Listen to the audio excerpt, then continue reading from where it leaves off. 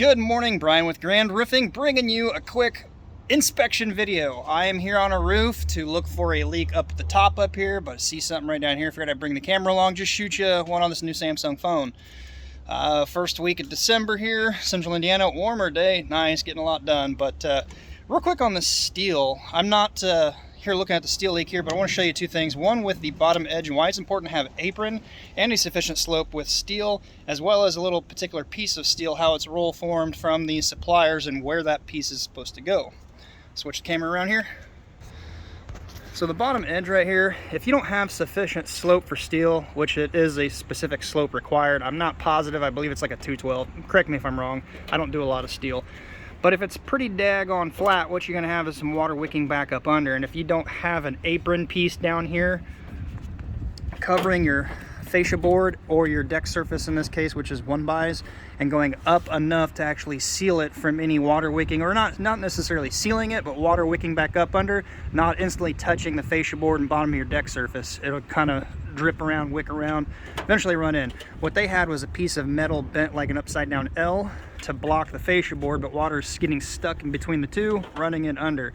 The second thing I wanted to point out real quick is right here. If you guys do steel, you may know, like, to me that's backwards.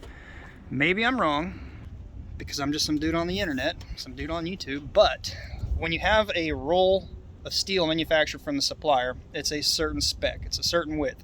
As you roll through the roll formers, it bends and contorts, it takes a more material, so it shrinks the width of the panel. Flip back to this over here. So when that panel shrinks in, because it's using the material to make the high profiles, it takes more material. There's a little scrap piece left over, which is this little lip right here. In my opinion, that is backwards. Again, I don't do a lot of steel, but this should be tucked under. Not a huge deal, but what I have seen in the past is some guys will be like, oh, this is to screw through, and they put a screw in this. That is an absolute big mistake. One time, 10 years ago or so, I was telling guys, like, no, hell no, that's wrong. He's like, no, I know what I'm doing. You know, the classic, I know what I'm doing, my shit doesn't leak. So what happens when you screw through there? Water wicks up under that little edge and gets in around the screw and drips in and causes a little hole where water will trickle in. So if you look at that and water is running down on this panel, it's gonna go under the edge here. So your washer, your screw might seal the top, but nothing's sealing the bottom. So just don't make that mistake. Let's do a real quick walk over this. I haven't been able to get inside to see where the leak is, but we'll go along together. Getting some requests for these leak inspections. Just want to see something, like something right here caught my eye that looks really bad. Tip, if you're walking on steel, try to walk over where your screws are. That way it's supported either on purlings or racked in, or just whatever the case, because if there are purlings or furring strips, this may not have anything to support you and you could easily dent that. So just try to keep your weight dispersed there. But right here, this is absolutely wrong. It's a big no-no. I'm hoping they've got some sort of sealer or bugle tape under here. It's bad. Looks like this is a solid panel. I don't see a seam here unless there's... Nope. So here's a lip right here. My guess is they cut this panel a notch out the side to shove it over, and they put this on the top. But guess what? All the water coming down this section is going right under the seam because it's backwards.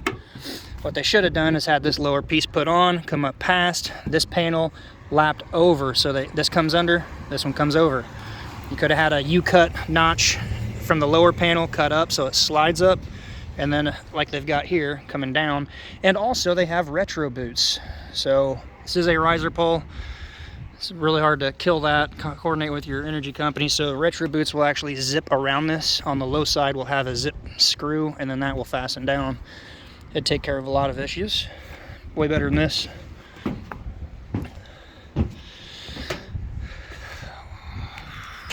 Sorry, I got phone calls coming in. Decline, sorry. We'll just notice right here an old riser pole. That looks like this may have been an addition at some point. This looks like another addition at some point.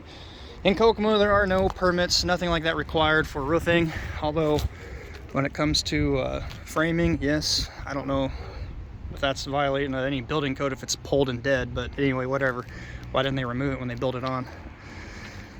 Looks like you got some soffit stuff going on in here. Looks like a mess. I do know when I checked out the front porch, It's the only thing I'd looked at. This is a multiple layer, at least 2 that I can see, possibly more. Can't get in there to tell. Here's the first layer. There's the second in there. I'm guessing there's no flashing in a lot of this. On the front porch, there's absolutely no flashing.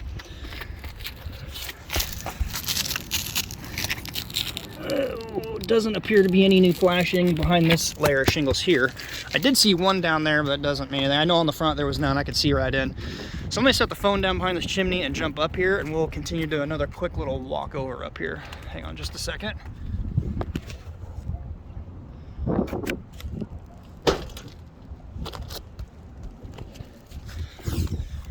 All right, I had to jump up here real quick. Well, this is interesting. That definitely doesn't appear to be a good sign, but this is unique. Not often you find chimneys in a valley, and that's probably because of a bad design when they built on. But what I've not seen before is a cricket, a saddle, whatever you want to refer to it as, terminate in a valley like this. It's kind of cool. That's not good. Doesn't appear to be any flashing. That's the old tar I'm looking at down below from the previous roof. So I'm guessing they just threw this up here. This layer should be tucked under. There should be extensions, inverters kicked out.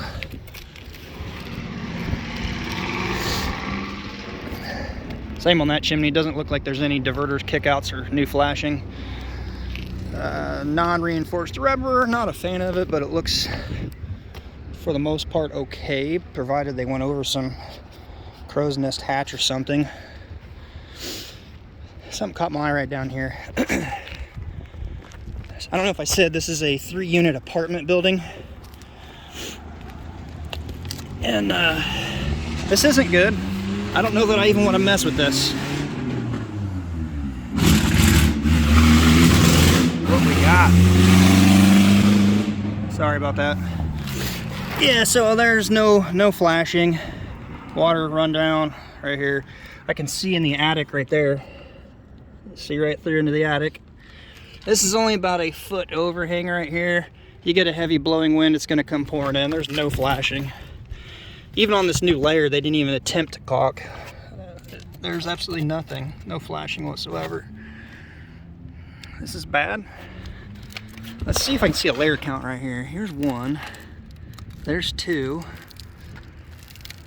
Oh, I don't know what they got under there. Maybe I can see in this. It's like an attic here. A lot of dead birds in there. Okay, it used to be shake at one time. I don't know if you guys can see it, but there's OSB up there, so somebody had done the hard part. And there's some tube of caulking stuck right in there. I don't know what good the caulking around the window is going to do, and the roof is going to leak like this. All right, let's wrap up here. I have no need to go over any more of this roof. I have no desire to even figure a repair because it doesn't need a repair, it needs replaced.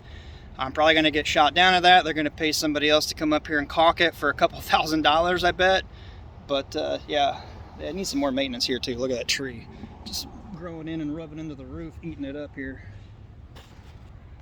Preventative maintenance can help a lot, as well as using the right contractor in the first place. The first time this roof was done with that decking put down, this layer right here should have been removed, and well, before they put this on, the layer under should have been removed and done it all, flashed everything.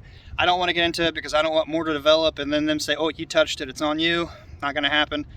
Declining this offer unless they want to put a roof on. But my opinion when it comes to the apartment buildings, a lot of the time the owners of the apartments don't want to put any money into the property. I know it sounds bad. I'm sorry, I'm not the one making those decisions, but I can control what I want to do and how I control my reputation with the company, so I'm going to pass this on to somebody else. If you liked the video, give it a thumbs up, consider subscribing. Until next time, be safe. We'll see you then.